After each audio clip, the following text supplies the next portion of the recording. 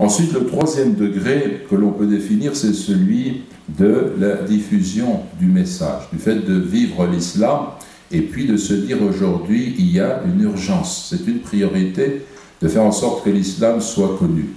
Parce que, vous voyez bien, à l'heure actuelle, que l'islamophobie gagne du terrain, parce que vous voyez bien que le Front National, chez vous, bien l'UDC par exemple en Suisse, et d'autres formations politiques assoient leur force sur la haine de l'islam, qu'on propage d'une façon ou d'une autre, et puis qu'il y a aussi le tapage médiatique, le matraquage médiatique continu qui fait que l'image qu'on a de l'islam est absolument négative. On pourrait dresser les raisons pour lesquelles les gens aujourd'hui, l'Européen moyen, le Français moyen, peut en venir progressivement dans son inconscient, dans l'inconscient collectif des foules. Il peut venir à haïr l'islam. Pour quelle raison?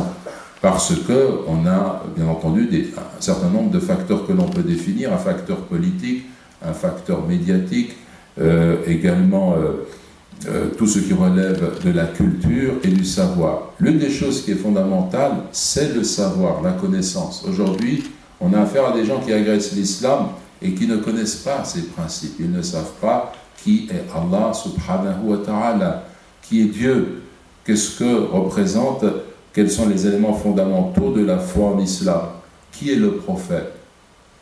Ils ne le savent pas. Qu'est-ce que le Coran?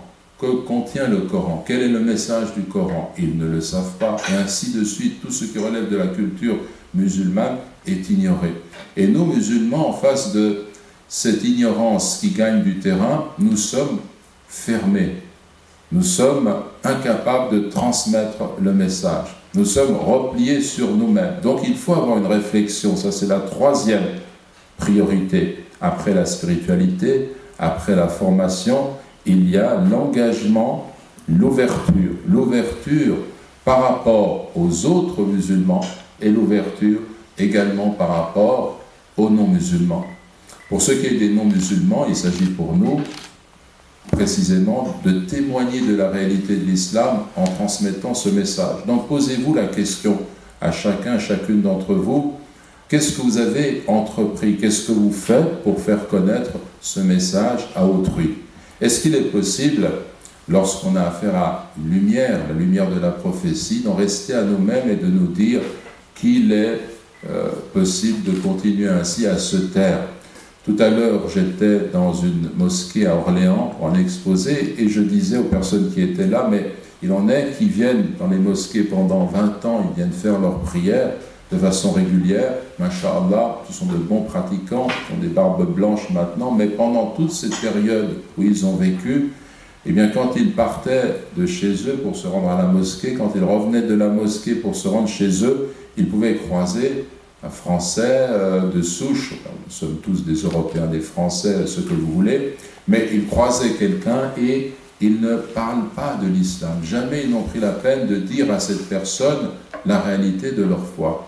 Et certains vivent ainsi avec des collègues, avec des gens qui les entourent, et jamais ils ne disent un seul mot de la réalité de l'islam. Donc il faut vraiment se poser des questions pour nous dire non, ce n'est pas ainsi qu'il faut agir. Il faut au contraire s'engager à transmettre le message de l'islam. Ça devient urgent parce que dans ce contact humain avec les autres, on peut désarmer cette vague d'islamophobie qui gagne un terrain qui devient de plus en plus inquiétant, puisque maintenant on se met à agresser les musulmanes parce qu'elles portent le voile, on se met à insulter l'islam en tant que tel, on n'insulte plus l'islamisme, mais c'est cet islam sans gêne, et donc le climat n'est pas bon.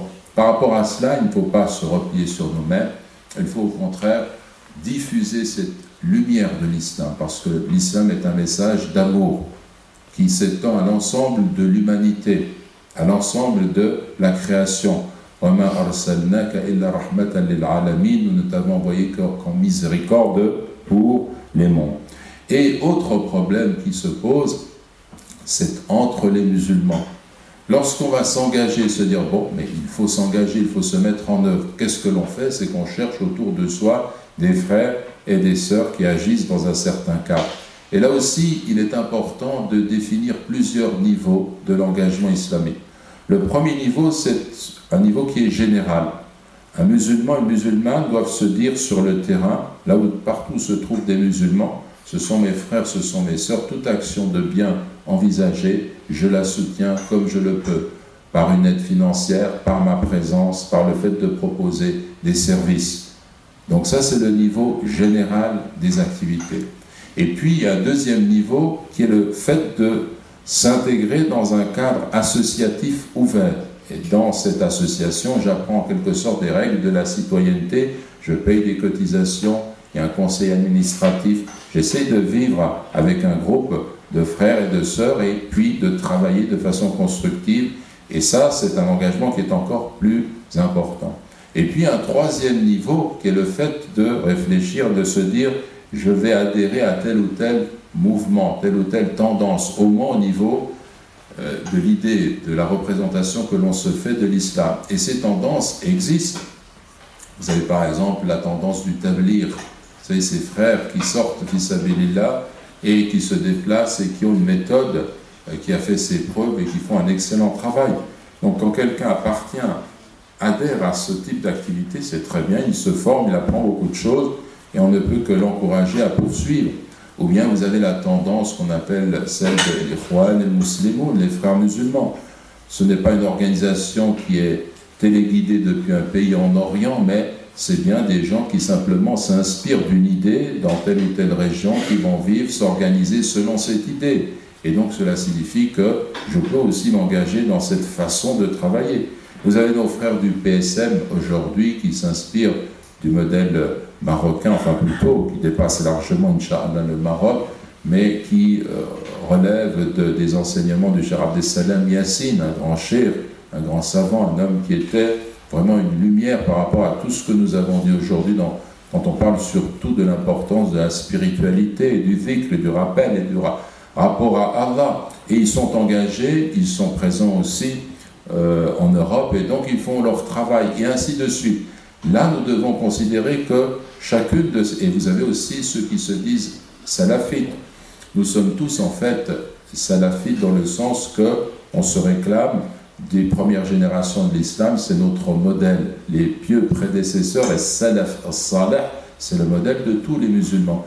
Mais vous connaissez ces groupes de personnes qui vont suivre cette tendance qui consiste vraiment à s'attacher très fortement à la sunna et au hadith authentique et avoir des attitudes parfois extrêmement rigoureuses qui malheureusement se traduisent sur le terrain par le rejet des autres. C'est une erreur parce que si l'on revient aux grands chouyours tels que Ibn Baz ou bien Al-Albani et d'autres, c'était de grands savants dans leur domaine et donc pour nous c'est un plus d'avoir ce genre de référence et de profiter de ce savoir-là. Donc ça veut dire qu'on doit maintenant considérer que ces trois niveaux eh bien, sont complémentaires les uns des autres. Il ne faut pas se livrer une concurrence sur le terrain. Ça devient urgent parce que si l'on continue ainsi, eh bien, ce climat de division nous affaiblit. Et l'une des façons de pouvoir contrer la vague d'islamophobie dont on vient de parler, c'est de nous organiser sur le plan politique pour faire front. Donc il faut avoir des comités d'engagement citoyen qui réfléchissent sur le terrain de façon à faire parler les urnes, puisque les musulmans sont si nombreux. Donc voilà, si vous voulez, le tableau que je voulais vous dresser ce soir, simplement pour donner une introduction par rapport à un programme. Et cela, c'est une proposition de programme avec des priorités qui devraient se traduire non pas par un discours purement théorique, mais par une réflexion de chacun d'entre nous en se disant « mais où est-ce que je me situe par rapport à tout cela ?» sur le plan de la spiritualité, de la pratique du dhikr et de mes liens avec mes semblables, musulmans et non musulmans. Où est-ce que je me situe par rapport à la connaissance et au savoir, par rapport au Coran, par rapport à la sunna, par rapport au fiqh? Est-ce que je suis une halqa qui a lieu chaque semaine où je me retrouve, où quelqu'un nous dispense un enseignement? Est-ce que je suis une formation qui me permet de me construire, ce qui est essentiel, parce que sans le savoir, on ne peut pas bâtir. Et puis, ensuite, quel est mon engagement vis-à-vis de la mouvance islamique et vis-à-vis des non-musulmans dans la communauté des hommes, dans le fait que j'ai une obligation de transmettre cette lumière de l'islam. Qu'est-ce que je fais réellement pour faire connaître l'islam. Wallahu a'la wa a'lam wa jazakumullahu khayran walhamdulillah rabbil alamin.